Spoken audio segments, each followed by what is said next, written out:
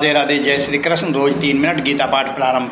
अब तक आपने देखा भगवत गीता के अध्याय 9 के श्लोक संख्या 26 में भगवान श्री कृष्ण अर्जुन को कह रहे हैं कि जो साफ अंतःकरण वाली व्यक्ति, जो मुझ में तल्लीन हुए व्यक्ति, जो मुझ में लीन हुए व्यक्ति, केवल जिनका अंतःकरण मेरे लिए ही है, ऐसा व्यक्ति जो मुझे जल फल पुष्प अर्पण जो भी करता है, जो भी मुझे करेगा, वो सब मुझे स्वीकार होते हैं, वो सब मैं प्राप्त कर लेता हूँ। इसलिए भगवान करें जिसका अंतःकरण साफ होता है, वो मुझे जो भी अर्पित करता है, चाहे वो कुछ भी करे, जल करे, फल करे, अपना भोजन करे, जो भी अर्पण करता है वो सब मुझे प्राप्त होता है, मैं उसको सहर्ष खा लेता हूँ।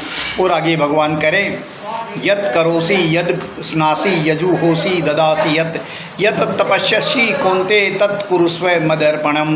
हे कुंती पुत्र, तू जो कुछ करता है, जो कुछ भोजन करता है, जो कुछ यज्ञ करता है, जो कुछ दान देता है, जो कुछ तप करता है, वो सब मुझे अर्पण होता है, वो सब मुझे ही अर्पण कर दे। तू जो भी कर रहा है, भगवान करे वो मुझे अर्पण होगा, लेकिन तू अपनी तरफ से मुझे अर्पण कर। तो भगवान का कथन है कि जो कुछ तू करता है, दान करता है, तपस्या करता है, यज्ञ करता है, फल करता है, जो कुछ करता है वो सब मुझे अर्पण कर दे। तो भगवान करे जो कुछ मुझे अर्पण करके करेगा वही फल प्राप्त होगा, उसी का फल प्राप्त होगा। और आगे भगवान करें, शुभाशुभ फल रैवम मोक्ष से कर्म बंधने संन्यास योग युक्तात्मा विमुक्ति मामो पश्यसे।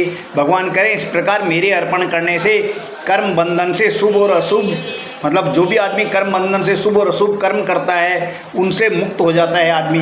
यदि आप भगवान को अर्पण करके कुछ भी काम करते हो तो आप जो कुछ कर रहे हो उसका लाभ और हानि जो भी होता है वो सब भगवान को प्राप्त होता है, उनसे व्यक्ति मुक्त हो जाता है। ऐसे अपने सहित भगवान करे अपने सहित सब कुछ तू मेरे को अर्पण कर दे, सब कुछ मेरे को अर्पण कर दे ताकि तू मुझे ही प्राप्त हो जाएगा। भगवान करें जो सब कुछ मुझे अर्पण कर देता है, अपने सारे कर्म मुझे अर्पण कर देता है, वो मुझे ही प्राप्त होता है। इस प्रकार भगवान श्री कृष्ण कह रहे हैं आप जो भी कुछ करो वो केवल ईश्वर को अर्पण करते हुए करो, ईश्वर को ध्यान करते हुए करो, ताकि जो कर्म बंधन है वो तुम्हें बंधेंगे नहीं, और जो फल का शुभ अशुभ लाभ होगा, शुभ अशुभ जो फल प्राप्त होगा वो सब तुम्हें प्राप्त नहीं होगा, वो सब मुझे प्राप्त होगा। इसलिए अच्छे कर्म करने के लिए, अच्छे कर्म प्राप्त करने के लिए, शुभ फल प्राप्त करने के लिए जो कुछ आप कर रहे हो वो सब मुझे अर्पण करके करिए।